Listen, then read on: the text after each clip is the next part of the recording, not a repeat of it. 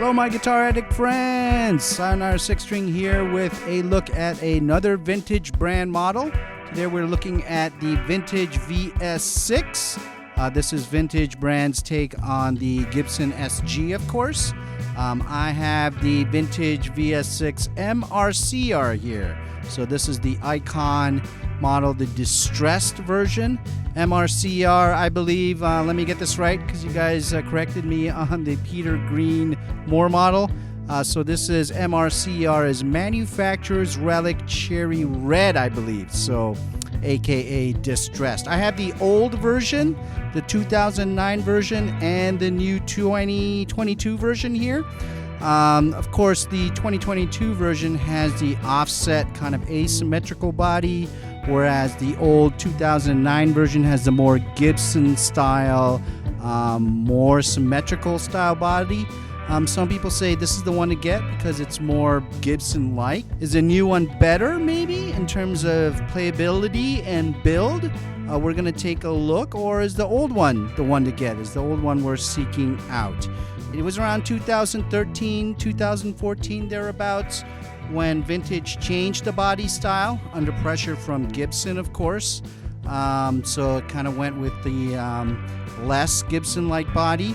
So here I am unboxing the vintage VS6. I actually got this delivered from the UK for under $400 actually. So quite the deal. They were blowing them out. Here it is. They come with the Tusk XL nut. That's why it has the tag here. I think all the vintages have that tag on them now. And of course, this is the 2022 version made in Vietnam. We'll talk a little bit about that. And of course, there's a hex key taped to the box, and the quality control card really doesn't tell you much. But we're going to take a look at the new version and the old version right here. So let's take a look. Let's not waste your time. Let's not waste my time. And let's dive right into it. The new VS6 and the old VS6 here, side by side.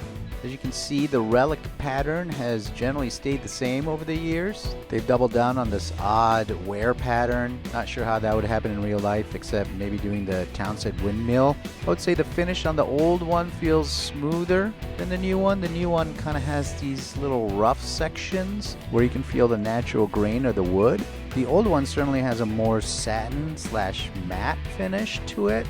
Both guitars come with the so-called relic bridge and stoptail set, and both guitars come with the Wilkinson WMVC double coil pickups.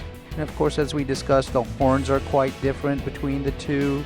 And another big cosmetic difference is the new one actually has white binding around the fretboard, and the old one does not.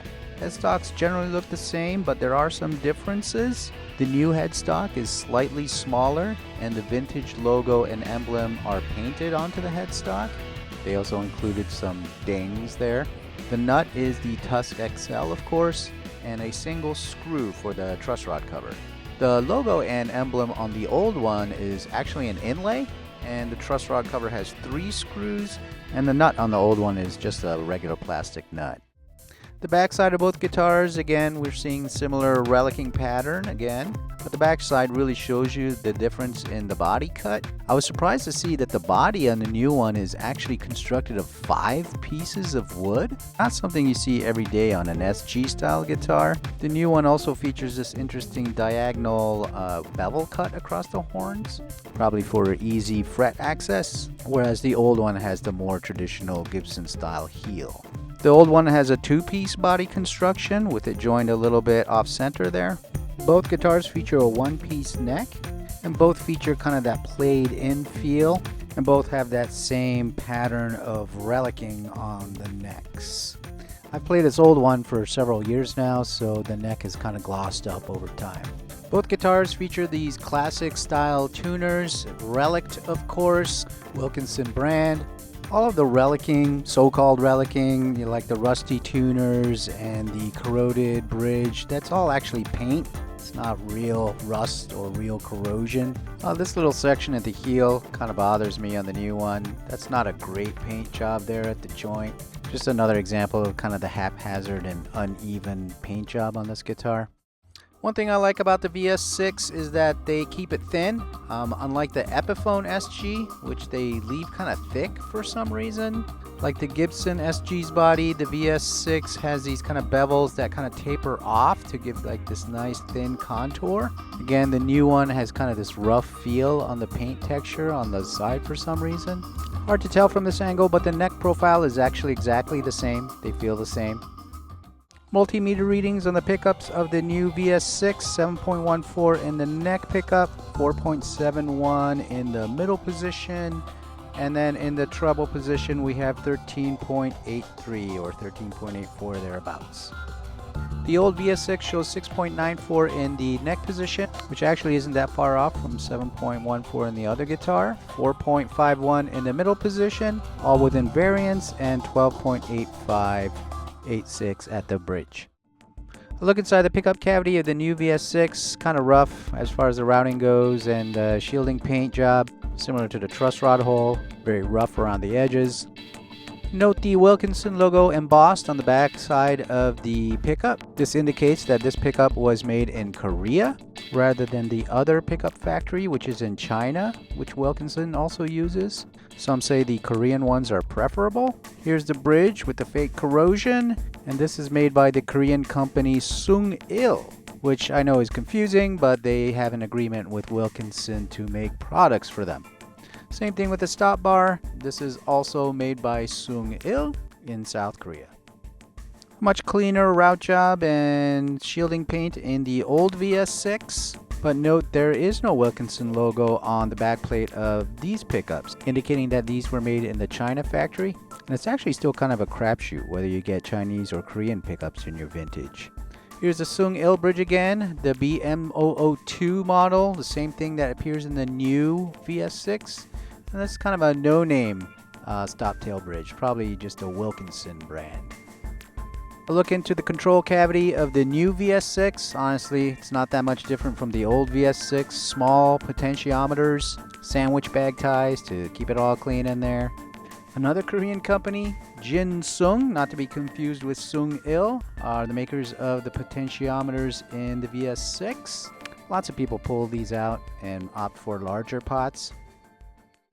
So just for the sake of it, I pulled out the Epiphone 1961 Les Paul SG Standard that I have. This is the higher end one with the Gibson Burstbucker pickups and the hard case. Interestingly, the flat finish on this is kind of going for the same kind of played in feel as the VS6 in some ways. This guitar sounds and plays great, but honestly the finish doesn't excite me very much on this. It feels and looks very plasticky, I hate to say it. This is like the 6th Epiphone SG I've owned, and I'm probably gonna sell this one too. Not sure what it is about Epi SGs. I always feel underwhelmed by them.